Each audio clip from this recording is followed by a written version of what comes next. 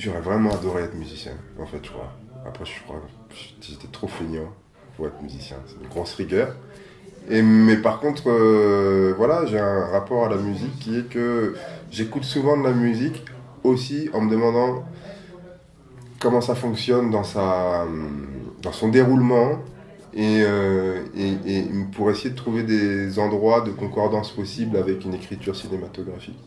Il y a quelque chose que j'aime dans la musique qui est cette façon dont, qui n'est pas sur le sens, mais qui fait que tout à coup vous êtes pris, d'abord vous êtes pris comme sur une vague ou comme sur quelque chose qui vous transporte avec des. Parfois vous arrivez, il y a des rapides, et puis parfois on ne sait pas comment quelque chose vous émeut terriblement en écoutant un morceau, ou en écoutant une voix, ou en écoutant. Voilà. Il y a un truc d'accession directe à des choses profondes, quoi. J'ai beaucoup aimé travailler avec mon frère, puis il m'a ouvert la tête sur plein de choses, sur plein d'univers musicaux différents, parce qu'il il venait à la fois de la pop et en même temps quelqu'un qui a étudié le contrepoint. Enfin, c'est lui qui m'a fait découvrir la musique classique, par exemple. C'est vrai que c'est difficile de trouver un dialogue pour un réalisateur de parler d'une zone musicale. Alors, il faut essayer de trouver des mots, on les trouve pas forcément. Et au fur et à mesure, j'ai plus avancé en choisissant des musiques existantes, en fait, qui souvent sont pas à l'endroit prévu à la fin, parce que voilà, c'est toujours un truc particulier. Hein. C'est comme de la pâte à modeler. Enfin, en fait, il y a des choses qui marchent mieux. Je ne sais pas pourquoi, mais en les inversant, etc. La musique est surpuissante sur des images. C'est-à-dire que c'est très délicat à manœuvrer, entre guillemets, parce qu'elle emporte le film d'une façon où il ne peut pas lutter, quoi. Le son, d'une manière générale, par rapport à l'image, ça offre une espèce de profondeur, c'est-à-dire que tout à coup, oui, c'est comme une espèce de contrepoint, c'est-à-dire que tout à coup, ça donne l'espace à l'image. Il faut d'abord une espèce de musicalité interne à l'enchaînement des images, qui a lieu non seulement avec le temps des images, mais le temps d'une image par rapport à la taille du cadre, par exemple, n'est pas le même. La perception du temps d'un gros plan ou d'un plan large n'est pas du tout la même. Donc les images ont de façon interne un temps particulier. C'est d'ailleurs la même chose si on varie le tempo. Voilà. Et du coup, d'abord, il faut essayer de trouver la musicalité dans ce qu'elle va chercher, parce que moi je cherche une sensation. Donc la musicalité d'une image. Ensuite, la musique qu'on y pose, elle vient creuser, quoi. Elle vient faire en sorte que, si ça se passe bien, en tout cas, elle vient creuser et faire que la chose que vous avez écrite prend tout à coup un relief beaucoup plus important. D'abord, ce personnage féminin qui est devenu chanteuse quand je me suis dit que cette voix pouvait porter le personnage et plus que ça, quoi. Mais il y avait d'abord un personnage qui a rencontré le corps d'une chanteuse réelle d'abord, et puis d'une comédienne qui a interprété cette chanteuse. Elle a appris des chansons. C'était très dur, parce que c'est des chansons qui sont parfois à moitié scandées, ça ne part jamais sur le temps, c'est souvent en l'air, etc. Donc elle s'est...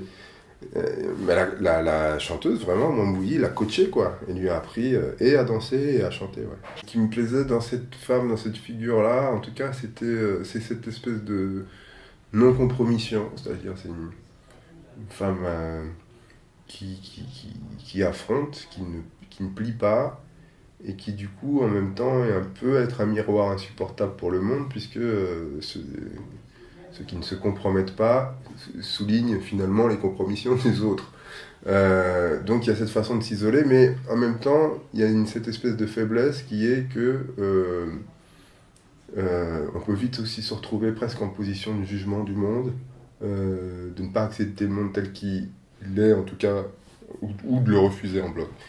Et du coup, il y avait une faille à l'intérieur de cette espèce de personnage admirable, et moi j'avais envie, voilà, du coup, d'avoir cette femme qui, à un moment, cette femme forte qui est confrontée à l'échec, et qui baisse les bras et qui s'en prend plein la tête, et qui finalement, c'est presque au moment où elle abandonne sa volonté que aussi des choses belles peuvent se passer pour elle.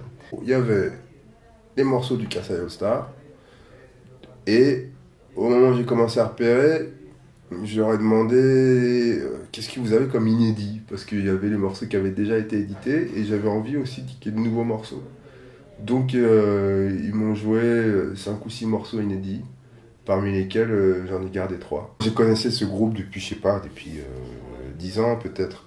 Et il y a plusieurs voix, il y a des voix masculines aussi. Mais c'est vrai que la voix de cette femme, Wambui, c'est une grande voix pour moi, c'est une voix qui me fait penser à... qui pour moi est l'épaisseur d'une voix de Nina Simone, Billie Holiday ou Kaltoum, etc. Cette espèce de voix qui charrie le monde, l'émotion, etc. Quoi. La percussion, c'est la terre, quoi. C'est entrer en résonance avec le rythme de la terre, quoi. Le rythme de la vie, en quelque sorte. C'est ça, pour moi, les percus et la musique au final, c'est-à-dire d'essayer de faire résonner, d'être en résonance plutôt, avec le monde, avec la vie, quoi. La musique d'Arvo Part a été réorchestrée par l'orchestre symphonique Kimbanguiste. Donc c'est la musique d'Arvo Part, mais qui se sont réappropriés vraiment presque. Par exemple, My Heart in the Highlands, c'est pour une soprano et un orgue.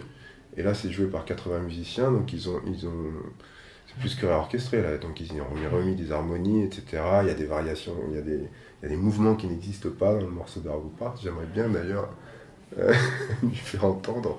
Ce serait drôle, quoi. Et ce qui m'intéressait aussi, c'est d'avoir 2 musiques contemporaines, en fait. Qui les 2 sont reliées à une tradition. Mais ce sont 2 musiques contemporaines. Il y en a une qui est peut-être plus... de façon un peu caricaturale, pardon. Il y en a une qui fait plus vibrer la terre et l'autre qui essaye de se tourner plus vers le ciel, quoi. Mais du coup, les 2 se complètent admirablement. Cet orchestre, alors, il a une fonction presque de chœur, au sens chœur antique, etc. Il introduit le film, etc. Mais il est une clé essentielle du film. C'est-à-dire que... et qui est pour moi, particulièrement sur ce morceau-là, My Heart in the Island, où on ne sait pas exactement ce qui va se passer. Je veux dire, nous, en train de filmer. La soprano, je la connais pas très bien.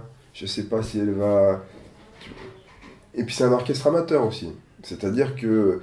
Et la musique d'Arvo Part, elle paraît évidente comme ça, mais on déraille facilement, quoi. Donc il y a cette espèce de truc un peu casse-gueule, quoi. Et c'est exactement le film. C'est-à-dire que c'est absolument pas du tout parfait, de même que la caméra là, qui bougeote un peu. Et en même temps, il y a une telle force de conviction et d'interprétation que vous êtes emporté par la fragilité même de ce qui vous est proposé. Parce que c'est fait de façon très... c'est donné de façon très ouverte et très...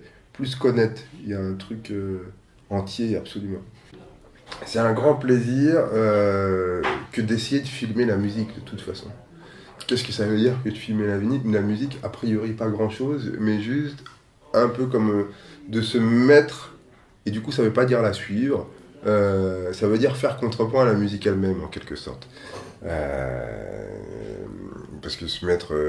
en gros, monter sur les temps, ça n'a aucun intérêt. Ça produit pas grand-chose.